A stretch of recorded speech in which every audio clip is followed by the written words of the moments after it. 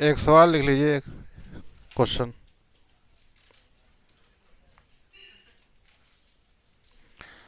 लेंगे 250 Newton force, 250 Newton force, 250 Newton force is required, 250 newton force is required to raise, 250 newton force is required to raise, RAISE, raise 75 kg mass, to raise 75 kg mass from a pulley, 75 kg mass from a pulley,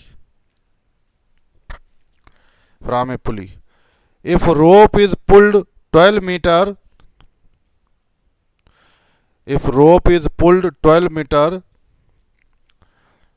rope is pulled 12 meter, then the load is lifted to, then the load is lifted to, load is lifted to 3 meter, load is lifted to 3 meter. The efficiency of pulley system will be, the efficiency of pulley system will be, efficiency of pulley system will be.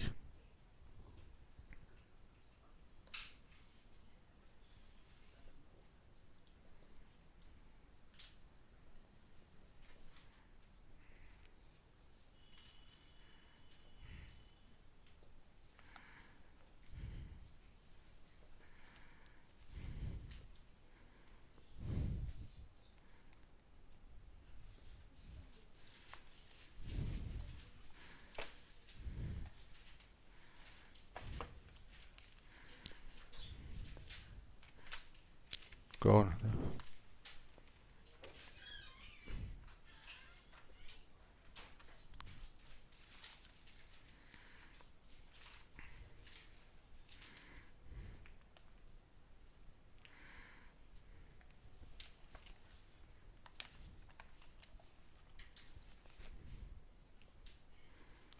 तो देखिए यहाँ पर load equal to क्या होता है, M G. M कितना है 75 और जी की वैल्यू 10 ले लो, तो 750 न्यूटन आ गया, ये लोड हो गया। यानी इतना लोड है और इफर्ट कितना लगाएगा, इफर्ट मतलब फोर्स, इफर्ट, इफर्ट लगाया गया 250 न्यूटन, ये इफर्ट लगाया गया।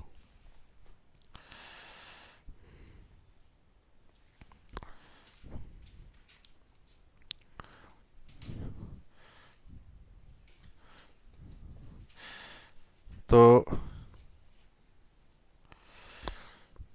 एक एक चीज़ होती है मैकेनिकल एडवांटेज, ये थोड़ा इसके बारे में दिया हुआ है, एनसीईआरटी में सवाल भी आया, इसलिए दोनों चीज़ें कवर हो जाएंगी। Mechanical advantage, M A, mechanical advantage जो है एम ए इक्वल टू होता है load upon effort, load upon effort, W upon P. ये फार्मूला होता है मैकेनिकल एडवांटेज का, मैकेनिकल एडवांटेज का फार्मूला इतना होता है।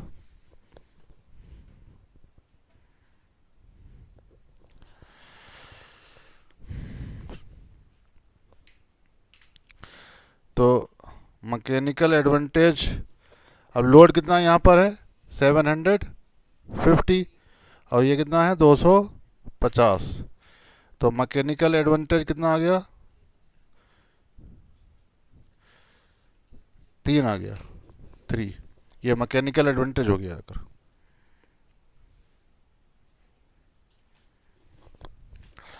अब इसके बाद हम निकालेंगे velocity ratio, velocity ratio, velocity ratio, velocity ratio जो होता है ये होता है distance travelled by effort distance travelled by effort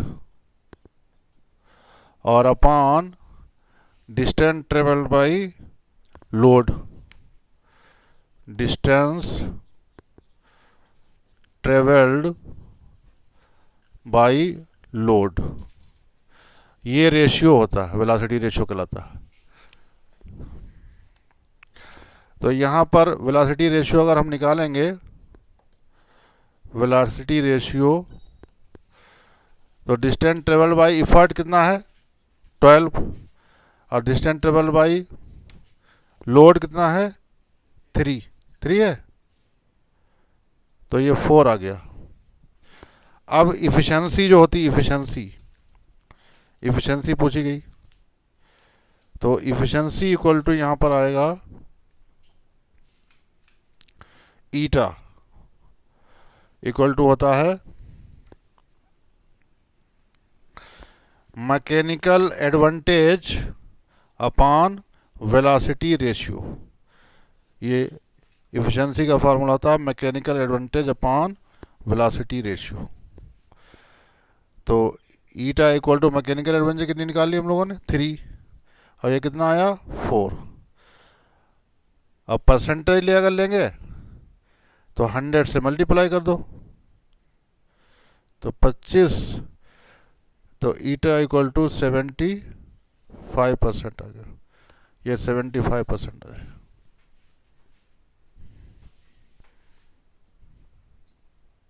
तो इसमें ये 3 फार्मूले हैं, 3 फार्मूले ये, तो ये फार्मूले भी आ गए और सवाल भी हो गया, दोनों चीज़ें इसमें आ गई। तो ये थोड़ा दिया है एनसीईआरटी में, तो इसके बारे में भी मैकेनिकल एडवांटेज क्या होता है, तो ये लोड और इफर्ट का रेशियो है। वेलोसिटी रेशियो क्या होता है, distance travelled by effort upon distance travelled by load. फिर इफिशिएंसी क्या हो जाएगी, mechanical advantage upon velocity ratio, efficiency आ जाएगी जाकर।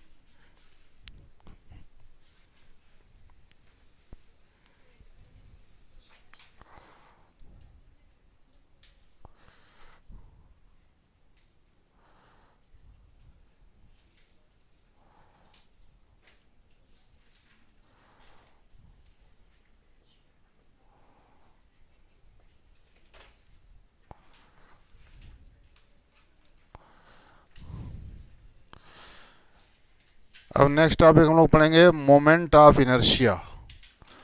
Moment of inertia,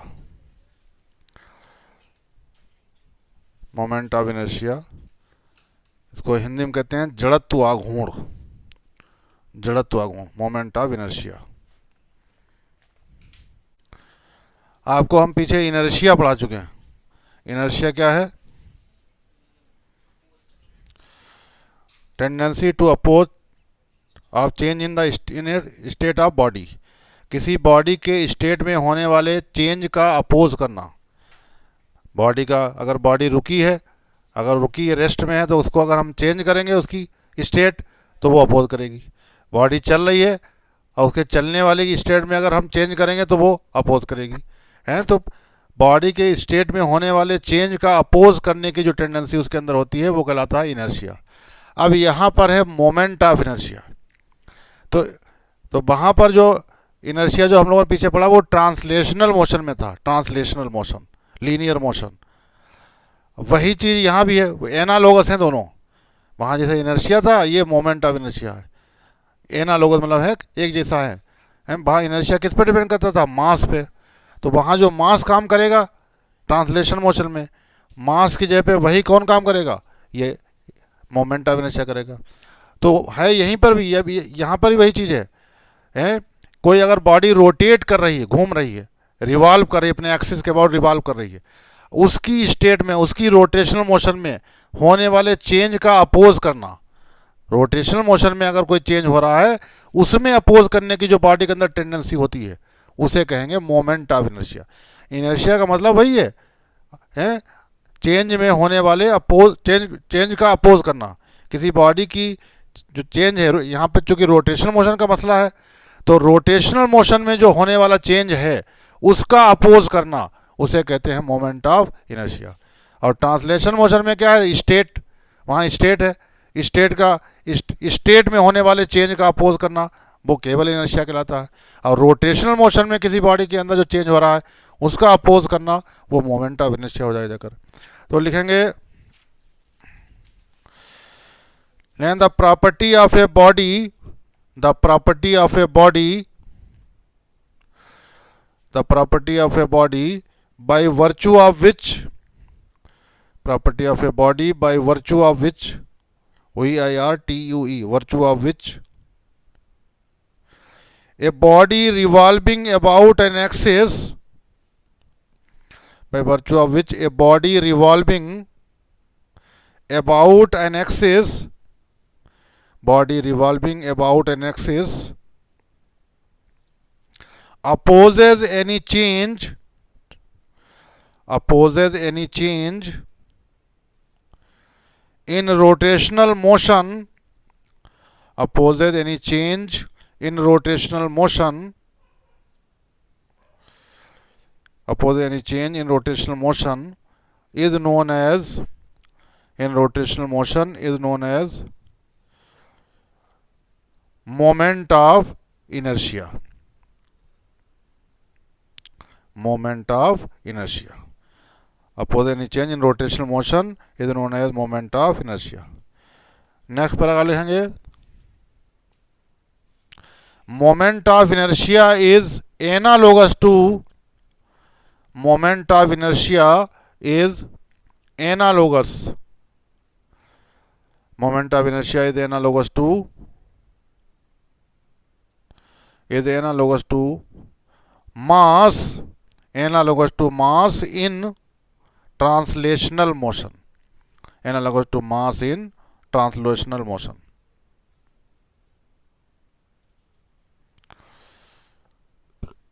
next paragraph लिखेंगे moment of inertia of a particle, moment of inertia of a particle, moment of inertia of a particle with respect to an axis of rotation, moment of inertia of a particle with respect to an axis of rotation, with respect to an axis of rotation is equal to the, respect to an axis of rotation is equal to the product of its mass, is equal to the product of its mass and square of its distance, product of its mass and square of its distance from the axis of rotation, square of its distance from the axis of rotation, axis of rotation. यानी किसी particle का अगर हम moment of inertia लें, particle, एक body में तो बहुत से पार्टिकल, एक पार्टिकल लें तो उस किसी पार्टिकल का जो मोमेंट ऑफ इनर्शिया है उस पार्टिकल के मास और उसकी जो एक्सिस ऑफ रोटेशन से जो डिस्टेंस है उसके स्क्वायर के प्रोडक्ट के इक्वल होता जाएगा, I equal to M R square, I equal to M R square. उस पार्टिकल का मास उसकी एक्सिस से जो है डिस्टेंस है उसकी स्क्वायर के प्रोडक्ट के इक्वल होता है, I equal to M R square. तो अगर हम यहां लें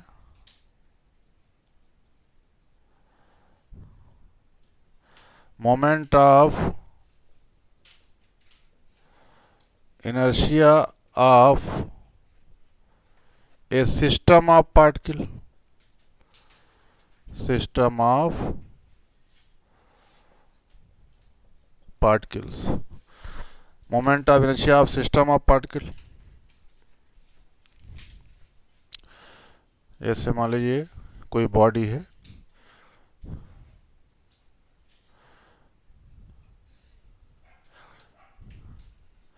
ये इसका एक्सिस ऑफ रोटेशन है बॉडी का, एक्सिस ऑफ रोटेशन। अब इस एक्सिस ऑफ रोटेशन से बहुत से बॉडी के अंदर पार्टिकल है। मान लीजिए ये m1 है, इसकी डिस्टेंस r1 है, ये m2 है पार्टिकल, इसकी डिस्टेंस r2 है। ऐसे मान लीजिए ये कोई इधर पार्टिकल है, इसकी m3 है, इसकी डिस्टेंस r3 है। बहुत सारे पार्टिकल हैं मान लीजिए,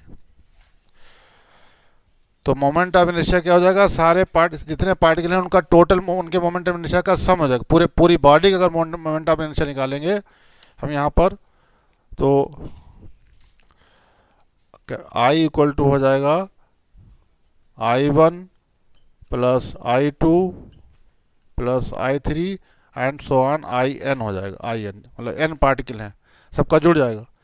तो I इक्वल टू आपका हो जाएगा, जैसे पहले पार्टिकल का हो जाएगा m, फार्मूला क्या है, mr स्क्वायर है, तो पहले पार्टिकल के लिए क्या हो जाएगा, m1 r1 स्क्वायर हो जाएगा। दूसरे पार्टिकल के लिए हो जाएगा m2 r2 स्क्वायर, तीसरे लिए हो जाएगा m3 r3 स्क्वायर। ऐसे अगर n पार्टिकल हैं तो हो जाएगा mn rn स्क्वायर। अब अगर तो इनका सबका अगर टोटल करते हैं तो ये आ जाएगा I इक्वल टू सिग्मा हो जाएगा, फिर सिग्मा mr स्क्वायर, मतलब सबका टोटल हो गया। सिग्मा मतलब सबका टोटल, सिग्मा mr स्क्वायर आ जाएगा।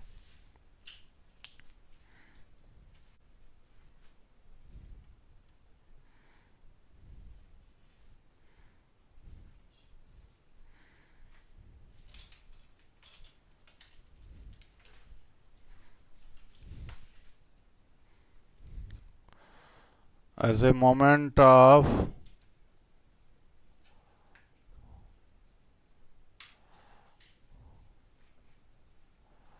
inertia of a continuous body, moment of inertia of a continuous body।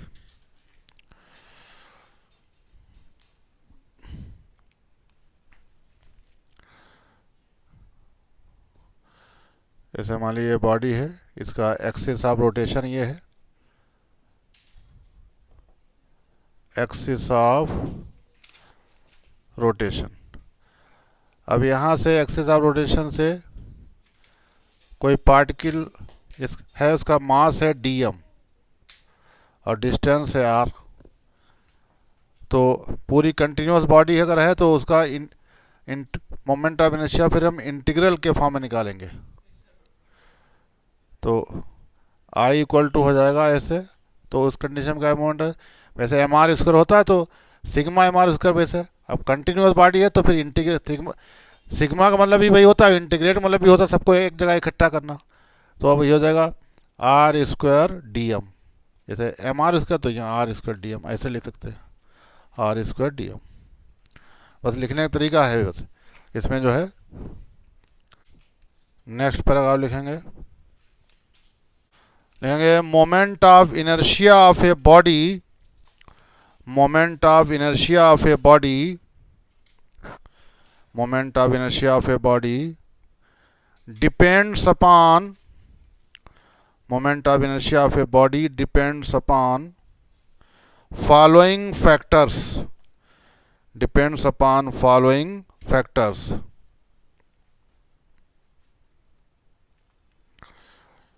Depends upon following factors. तो नाम लिख लेंगे किन किन चीज़ों पर ये सवाल आया है, पूछा गया है। तो लिखेंगे पहला है मास ऑफ द बॉडी, बॉडी के मास पर डिपेंड कर, फार्मूले में m आ रहा है, मास ऑफ द बॉडी। दूसरा है shape and size of body, shape and size of body.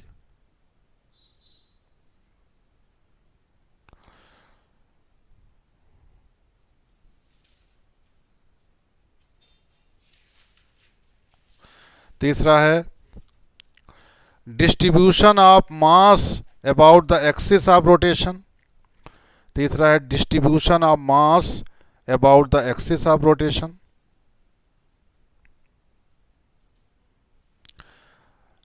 Distribution of mass about the axis of rotation. Axis of rotation के अबाउट जो है मास किस तरीके से डिस्ट्रीब्यूट है इस बात पर भी डिपेंड करेगा। नेक्स्ट है चौथा position and orientation of the. Next है position and orientation of the.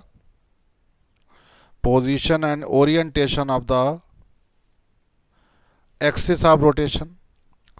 Position and orientation of the axis of rotation. Position and orientation of the axis of rotation. तो चार चीज़ों पर ये मोमेंट ऑफ इनर्शिया जो है डिपेंड करता है।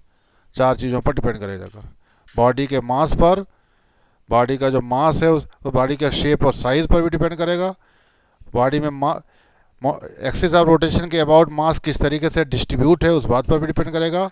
और एक्सिस ऑफ रोटेशन की पोजीशन या उसका अरेंजमेंट, रोटेशन की एक्सिस ऑफ रोटेशन की पोजीशन या उसका अरेंजमेंट क्या है उस बात पर भी डिपेंड करेगा। चार चीज़ों पर डिपेंड करता जाएगा।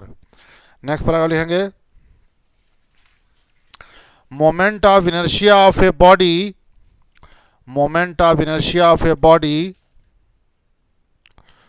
does not depend upon the moment of inertia of a body does not depend upon the following factors. Does not depend upon the following factors.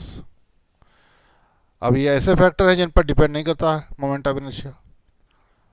किसी बॉडी का मोमेंट ऑफ इनर्शिया जिन पर depend नहीं करता है वो लिख लीजिए। नंबर 1 है angular displacement. Angular displacement. Second है angular velocity. Angular velocity. Third है angular acceleration. Angular acceleration. Next है टर्क या और मोमेंट ऑफ फोर्स। टर्क और मोमेंट ऑफ फोर्स। टर्क और मोमेंट ऑफ फोर्स। नेक्स्ट है एंगुलर मोमेंटम। Angular momentum. इन factor पर मोमेंट ऑफ इनर्शिया डिपेंड नहीं करता।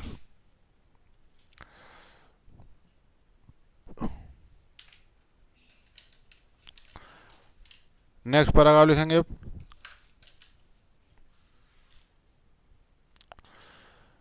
Moment of inertia is a tensor quantity.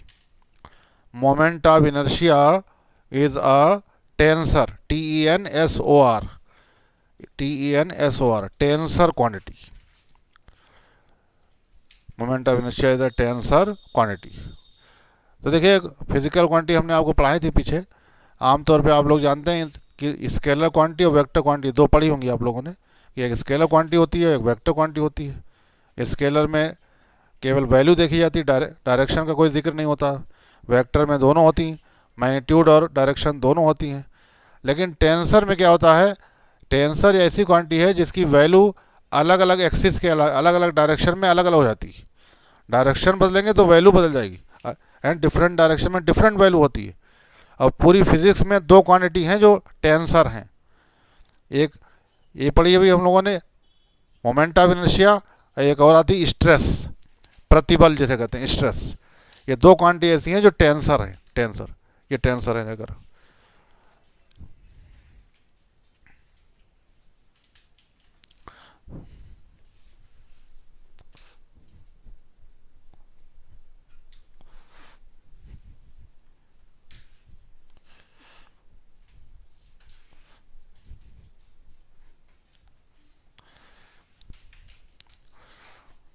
Unit इसकी क्या हो जाएगी,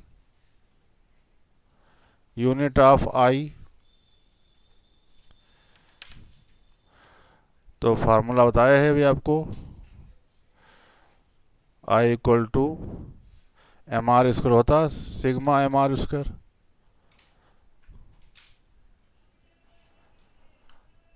तो मास की है किलोग्राम और डिस्टेंस तो मीटर, तो metre square, kilogram metre square, इसकी यूनिट हो जाएगी kilogram metre square.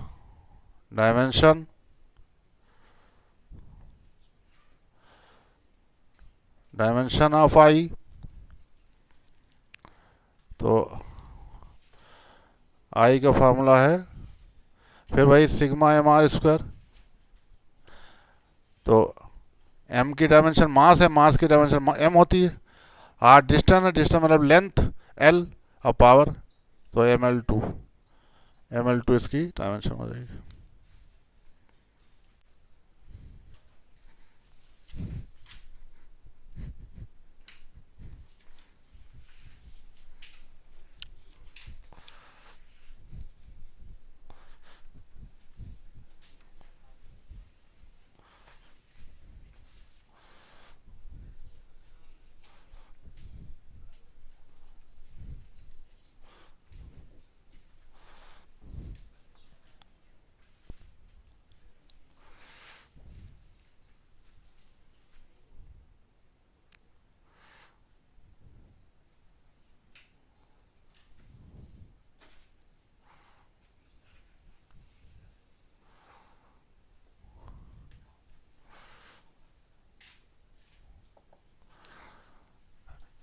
Radius of gyration,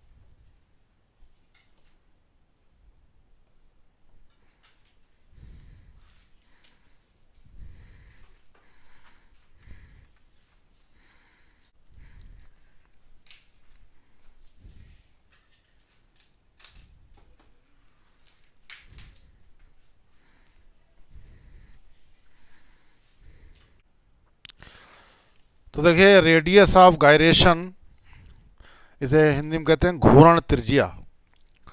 जैसे एक बॉडी है, इसका एक्सिस ऑफ रोटेशन ये है और इसमें बहुत से पार्टिकल हैं ये।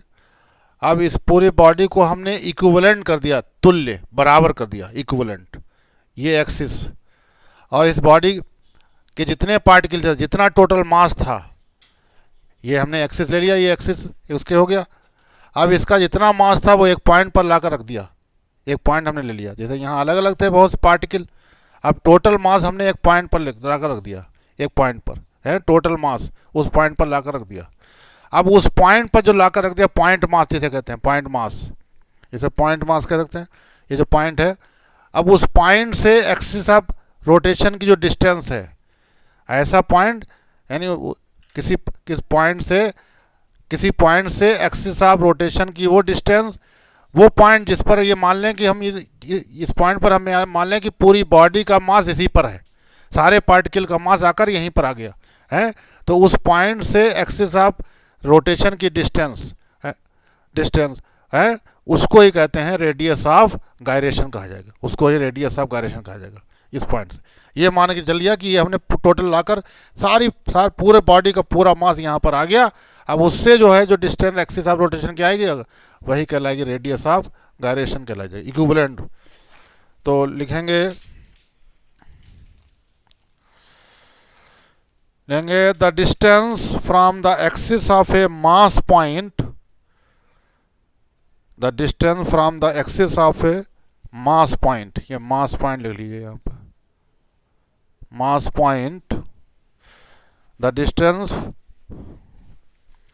From the axis of A mass point whose mass is equal to the mass point whose mass is equal to the whose mass is equal to the mass of the whole body, whose mass is equal to the mass of the whole body, mass of the whole body, and whose moment of inertia is equal to the mass of the whole body, and whose moment of inertia is equal to the whose moment of inertia is equal to the moment of inertia of the body, whose moment of inertia is equal to the moment of inertia of the body, moment of inertia of the body about the axis, moment of inertia of the body about the axis.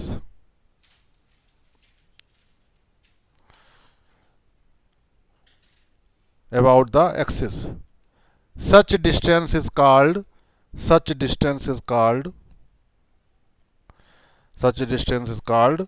radius of gyration.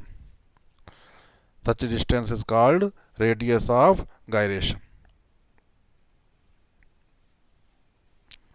Radius of gyration.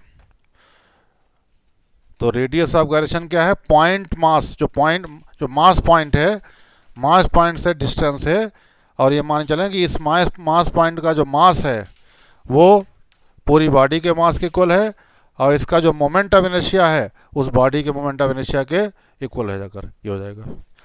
तो इसके जैसे moment of inertia का formula होता है, अभी बताया I equal to M R square, तो ऐसे यहाँ क्या हो जाएगा? I equal to M K square हो जाएगा। के रेडियस है भाई, I equal to M K square. तो अगर हम देखें के स्क्वायर इक्वल टू क्या आ जाएगा? I upon M. तो K equal to under root I upon capital M हो जाएगा, आई अपॉन कैपिटल एम। तो ये रेडियस ऑफ गायरेशन कहलाता है, रेडियस ऑफ गायरेशन, घूर्णन त्रिज्या।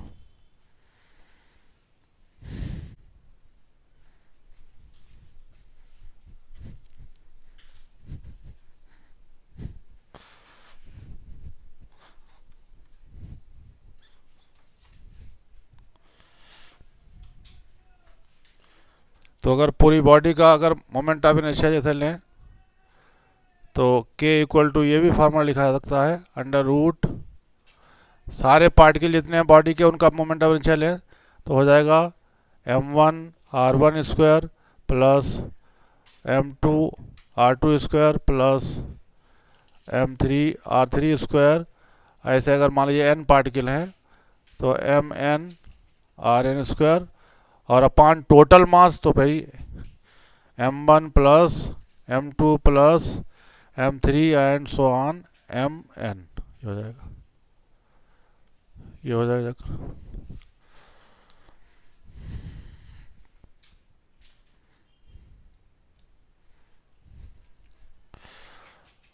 अब अगर मान लीजिए if m1 equal to m2 equal to m3 equal to mn equal to, अगर हम m मान लें, सबका मास सेम है,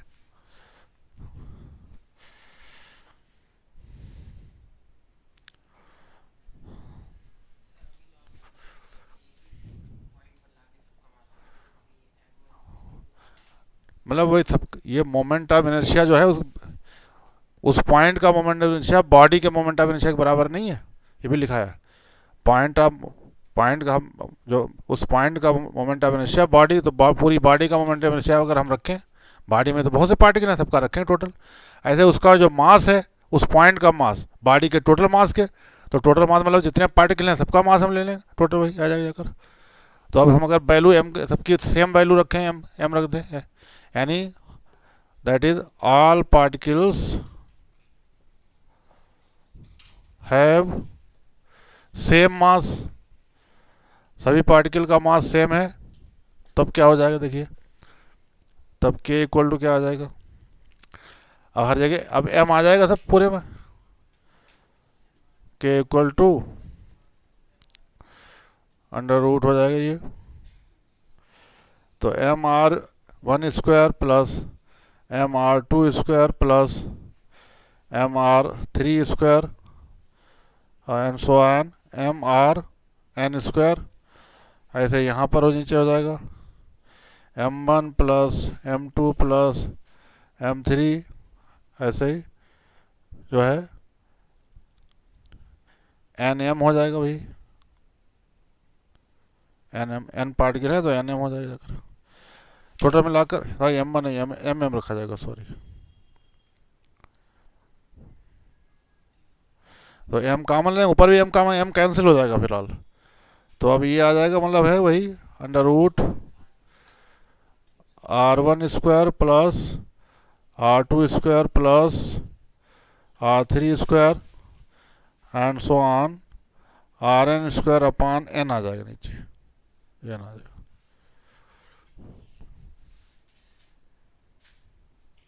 ये आ जाएगा।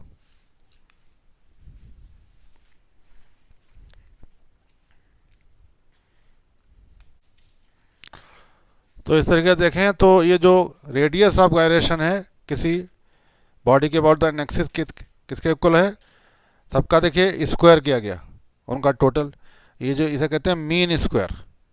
भाई स्क्वायर मीन मतलब क्या होता है, एवरेज, माध्य, तो मीन मतलब क्या है, सबका जोड़ लो, अब चूंकि स्क्वायर करके जोड़ा गया, ऐड किया गया, तो इसलिए मीन स्क्वायर करेगा, और इसके ऊपर रूट लगा हुआ तो ये कहलाएगा रूट मीन स्क्वायर। तो रेडियस ऑफ गायरेशन किसके इक्वल है, root mean square of distances of particle from the axis of rotation, जितने पार्टिकल हैं उनकी डिस्टेंसेज के रूट मीन स्क्वायर के इक्वल है, रूट मीन स्क्वायर के इक्वल है जाकर, रूट मीन स्क्वायर।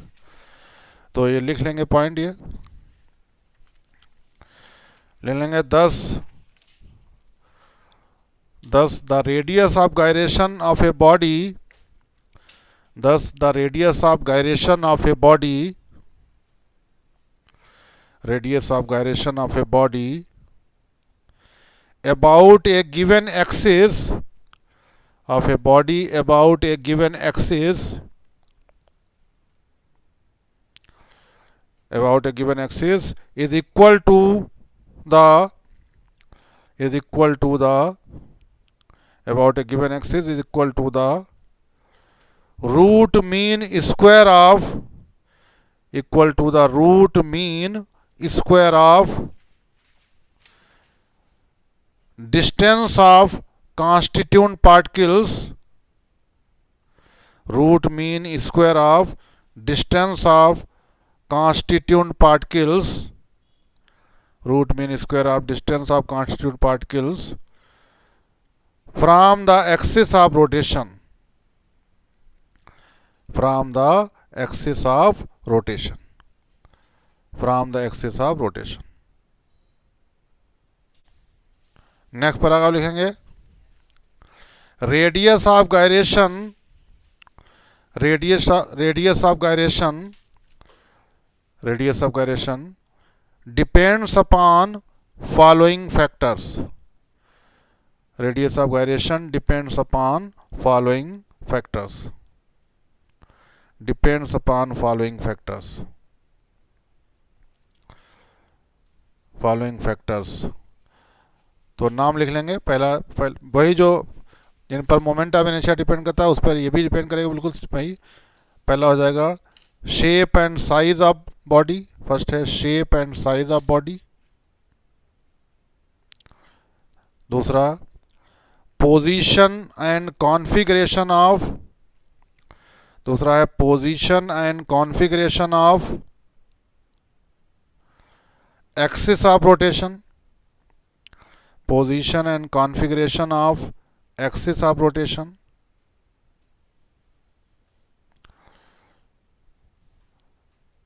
तीसरा है distribution of mass of the body, distribution of mass of the body about the axis of rotation, distribution of mass of the body about the axis of rotation.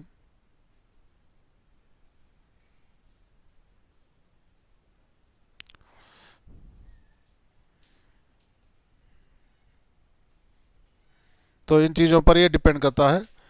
अब next paragraph लिख लेंगे,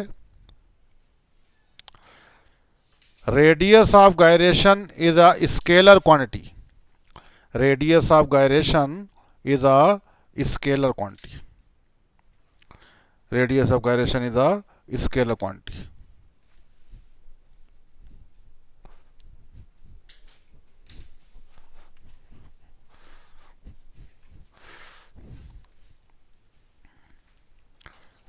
इसकी unit क्या हो जाएगी,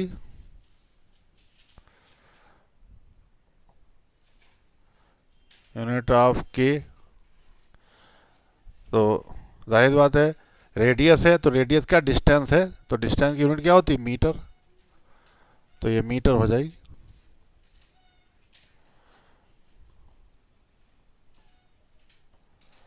dimension of के,